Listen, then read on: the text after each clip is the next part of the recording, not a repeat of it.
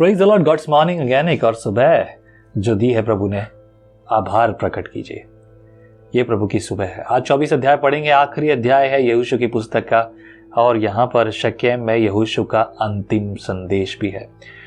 आइए बातचीत करते हैं इस भाग से। ये थोड़ा सा लंबा तो है, लेकिन प्रभु का वचन हमें प्रेरित करेगा।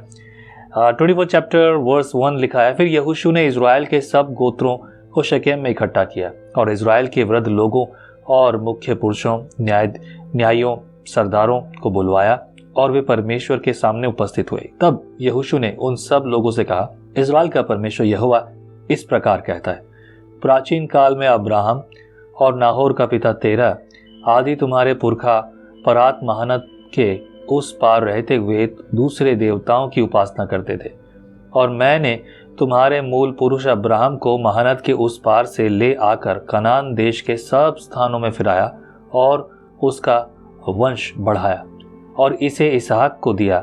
फिर मैंने इसहाक और याकूब और एसाव को मैंने सेईर नामक पहाड़ी देश दिया कि वह उसका अधिकारी हो। परंतु याकूब बेटों पोतों समेत मिस्र को गया।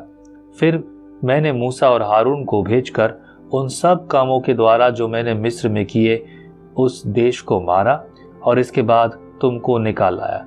और मैं तुम्हारे पुरखाओं को मिस्र से निकाल लाया, और तुम समुद्र के पास पहुँचे, और मिस्रियों ने रथ और सवारों को संग लेकर लाल समुद्र तक तुम्हारा पीछा किया। और जब तुमने यहोवा की दुहाई दी, तब उसने तुम्हारे और मिस्रियों के बीच में अंधियारा कर दिया और उन पर समुद्र को बहाकर उनको डुबो दिया। और जो कुछ मैंने मिस्र में किया उसे तुम लोगों ने अपनी आंखों से देखा। फिर तुम बहुत दिन तक जंगल में रहे। तब मैं तुमको उन एमोरियों के देश में ले आया जो यरदन के उस पार बसे थे, और वे तुमसे लड़े, और मैंने उन्हें तुम्हारे वश में कर दिया और तुम उनके देश के अधिकारी हो गए। और मैंने उनका तुम्हारे सामने से सत्यानाश कर डाला। फिर मोआब के राजा सिप्पोर का पुत्र बालाक उठकर इज़राइल से लड़ा और तुम्हें शाप देने के लिए बोर के पुत्र बिलाम को बुलवा भेजा, परंतु मैंने बिलाम की नहीं सुनी। वह तुमको आशीष ही आशीष देता गया। इस प्रकार मैंने तुमको उसके हाथ से बचाया। 11 पद में फिर इस प्रकार से लिखा है, तब तुम यरदन के पार होकर यरीहो के पास आए, और जब यरीहो के लोग और एमोरी, परिज्जी, कनानी, हित्ती, गर्गाशी, हिब्बी और यबूसी तुमसे लड़े, तब मैंने उन्हें तुम्हारे वश में कर दिया। और मैंने तुम्हारे आगे बर्रों को भेजा, और उन्होंने एमोरियों के दोनों राजाओं को तुम्हारे सामने से भगा दिया। देखो, ये तुम्हारी तलवार या धनुष का काम नहीं हुआ। फिर मैंने तुम्हें ऐसा देश दिया जिसमें तुमने परिश्रम न किया, और ऐसे नगर भी दिए हैं जिन्हें तुमने न बसाया था, और तुम उनमें बसे हो।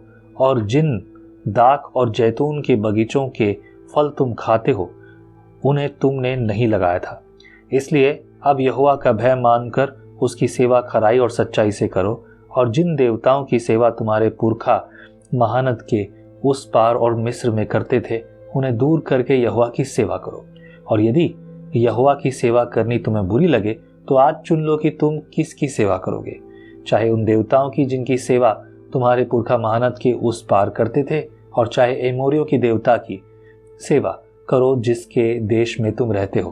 परंतु मैं तो अपने घराने समेत यहोवा ही की सेवा नित्य करूंगा। यहाँ वो सारा वृत्तांत शुरुआत से लेकर अब तक वो याद दिला रहा है, और सारी बात यहोवा की ओर से पवित्र आत्माओं से प्रेरित करके बोल रहा है, और वो सब इज़राइल के पुरखों को, बड़ों को, सबको इकट्ठा करके सबको सुना रहा है कि देखो ये कहानी इस प्रकार से हुई थी, तब से शुरुआत हुई थी और आज के दिन तक ये है। आज चुन लो, या तो तुम जिनसे तुम्हारे पुरखे पूजते थे उनको पूजो, या एमोरियों के देवता को पूजो जिनके देश में तुम अब रहते हो, यानी कनान देश और वो आसपास की सारी संपत्ति, उनको देवताओं को पूजो। या फिर देखो, तुम तो चाहे जो करो, लेकिन मैं और मेरा घराना तो यहोवा की उपासना करेगा, यहोवा की आराधना करेगा, यहोवा की स्तुति करेगा, उसकी सेवा नित्य करेगा। This is what the message, this important message of the book of यहोशू। बहुत और भी मैसेज हैं, लेकिन ये भी एक खास भाग है। 16 पद में लिखा, तब लोगों ने उत्तर दिया, यहोवा को त्याग कर दूसरे देवताओं की सेवा करनी हमसे दूर रहे। उत्तर तो दिया, अच्छा दिया, लेकिन आगे क्या किया वो बाद में देखेंगे। 17 पद में लिखा है, क्योंकि हमारा परमेश्वर यहोवा वही है जो हमको और हमारे पुरखाओं को दासत्व के घर अर्थात मिस्र देश से निकाल ले आया और हमारे देखते देखते बड़े बड़े आश्चर्य कर्म किए, और जिस मार्ग पर और जितनी जातियों के मध्य में हम चले जाते थे उनसे हमारी रक्षा की, और हमारे सामने से इस देश में रहने वाले एमोरी आदि सब जातियों को निकाल दिया है। इसलिए हम भी यहोवा की सेवा करेंगे, क्योंकि हमारा परमेश्वर वही है। दे कन्फेस्ड इट, उन्होंने वाचा बांध लिए, और ये बात वो कह रहे हैं। 19 वर्ष में लिखा है, यहोशू ने लोगों से कहा, तुमसे यहोवा की सेवा नहीं हो सकती, क्योंकि वह पवित्र परमेश्वर है, वह जलन रखने वाला ईश्वर है, वह तुम्हारे अपराध और पाप क्षमा न करेगा। यदि तुम यहोवा को त्याग कर पराये देवताओं की सेवा करने लगोगे तो यद्यपि वह तुम्हारा भला करता आया है तो भी वह फिरकर तुम्हारी हानि करेगा और तुम्हारा अंत भी कर डालेगा। लोगों ने यहोशू से कहा, नहीं, हम यहोवा ही की सेवा करेंगे। यहोशू ने लोगों से कहा, तुम आप ही अपने साक्षी हो कि तुमने यहोवा की सेवा करनी चुन ली है। उन्होंने कहा, हाँ, हम साक्षी हैं, हाँ, हम गवाह, स्वयं गवाह कि हमने यहोवा की सेवा करनी चुन ली है। यहोशू क्या कहता है 23 पद में, यहोशू ने कहा, अपने बीच में से पराये देवताओं को दूर करके अपना मन इज़राइल के परमेश्वर यहोवा की ओर लगाओ। लोगों ने यहोशू से कहा, हम तो अपने परमेश्वर यहोवा ही की सेवा करेंगे और उसी की बात मानेंगे। तब यहोशू ने उसी दिन उन लोगों से वाचा बंधाई और शकेम में उनके लिए विधि और नियम ठहराए। जैसा उन्होंने कहा था उस वाचा के अनुसार ये ठहराई भी गई, बंधवाई भी गई। उसके बाद 26 पद में लिखा है, यह सारा वृत्तांत यहोशू ने परमेश्वर की व्यवस्था की पुस्तक में लिख दिया और एक बड़ा पत्थर चुनकर वहां उस बाज वृक्ष के तले खड़ा किया जो यहोवा के पवित्र स्थान में था। क्यों? इसका जवाब आगे है। 27 पद में लिखा है, तब यहोशू ने सब लोगों से कहा, सुनो, यह पत्थर हम लोगों का साक्षी ठहरेगा, एक गवाह का चिन्ह ठहरेगा, गवाही का चिन्ह ठहरेगा, क्योंकि जितने वचन यहोवा ने हमसे कहे हैं उन्हें इसने सुना है, इसलिए यह तुम्हारा साक्षी रहेगा। ऐसा ना हो कि तुम अपने परमेश्वर से मुकर जाओ। तब यहोशू ने लोगों को अपने अपने निज भाग पर जाने के लिए विदा किया। ये वाचा बंधाई और वो वहां पर पत्थर रखा, पत्थर जो याद दिलाए कि वाचा बांधी गई थी। यहोशू और एलियाजर की मृत्यु 29 पद में फिर इस प्रकार से लिखा, इन बातों के बाद यहोवा का दास नून का पुत्र यहोशू 110 वर्ष का होकर मर गया और उसको तिम्नत सेरे में जो एप्रेम के पहाड़ी देश में गाशा नामक पहाड़ के उत्तर में है उसी के भाग में मिट्टी दी गई।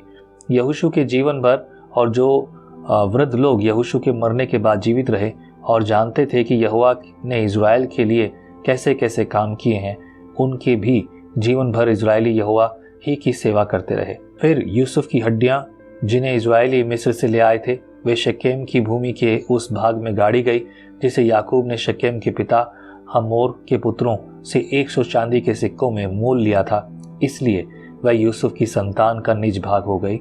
हारून का पुत्र एलियाजर भी मर गया और उसको एप्रेम के पहाड़ी देश में उस पहाड़ी में मिट्टी दी गई जो उसके पुत्र पिनहास के नाम पर गिब्त पिनहास कहलाती है और उसको दे दी गई थी। यहाँ पर यहोशू की पुस्तक का अंत होता है। हमने खासतौर से देखा यहोशू की पुस्तक में, अगर हम पूरी तरह से ओवरऑल देखें, सबसे पहले परमेश्वर यहोशू के साथ दोबारा वाचा बांधता है। जैसे जैसे मैं अब्राहम के था, इसरात के साथ था और मूसा के साथ था, वैसे ही मैं तेरे साथ रहूँगा, मेरी नई वाचा तेरे लिए। और उस वाचा के बाद हमने देखा कि यहोशू को परमेश्वर ने इस्तेमाल किया। उसने बहुत सारी लड़ाइयाँ लड़ी और एक बड़े सेनापति के रूप में लड़ाइयों के बाद जीता और जीत कर उसने जो है सभी को उनके भाग भी बांट दिए। साथ ही साथ परमेश्वर ने दिखाया और सिखाया, तुम आज्ञा नहीं मानोगे तो मेरा अनुग्रह तुम पर नहीं होगा। परमेश्वर न्यायी है और सिंपल, बहुत ही सिंपल तरीका, और जब तुम आज्ञा मानोगे तो मेरा अनुग्रह तुम्हारे साथ है। बहुत ही सिंपल। उस जमाने में ग्रेस बस यही था, लिसन एंड रिसीव, सुनो और ले